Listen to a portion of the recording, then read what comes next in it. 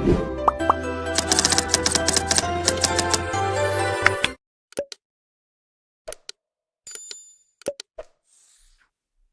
ka video ngan batai pi Shampoo ubabha ubanyarap ya shniuh jangi ba best.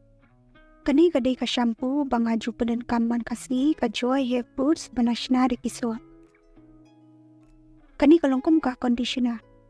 Pulai na ka tyrkhong shniuh ang ta ka pinong silky ru ya shniuh. Taya kani pila bantien na dukan na ni hayo la ni pila bantien na po nai ru. Kadan kumbalai spa san po na.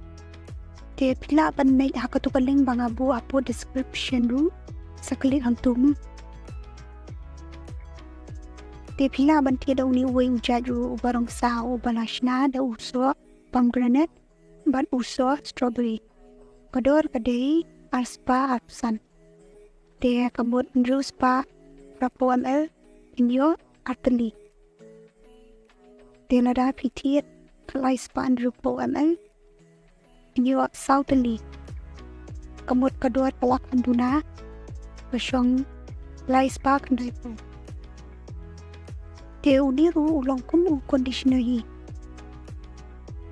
Uniru kam penduna ya ka jinghap shniuh palat. Upen silky ru ya shniuh ba tyrkhong. Uyarab ru nakabenta bansan kloi shniuh. Te sakili bahagi ni ki benefits nang bukin semtua.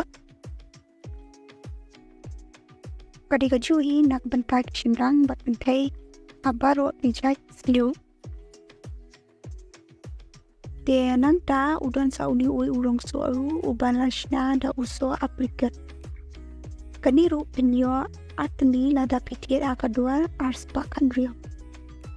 Te uniru ubes baha ulong kumu conditioner hi. Te sapuli baha kitu ki benefits mo kanang wapin sultuben. Pat udon sa uni uiru ubarong yong.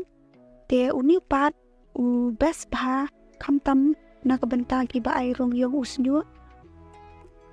Te unpen panay ru ya shniuh. Te uni uwi uba rong jangam pat uday utu uba menya uba ngapen EAP menya bangadang penenkam benta ki puat. Te sa syang unu uba pikwa bat sa pentip yang wiham ne ambat pi. Te tangkom ni blish bun sa ailam kajing kesyan da kabapi like share bat sa subscribe kanang bangan yuban play biang sa kiwi pat ki video iba aja untuk IP.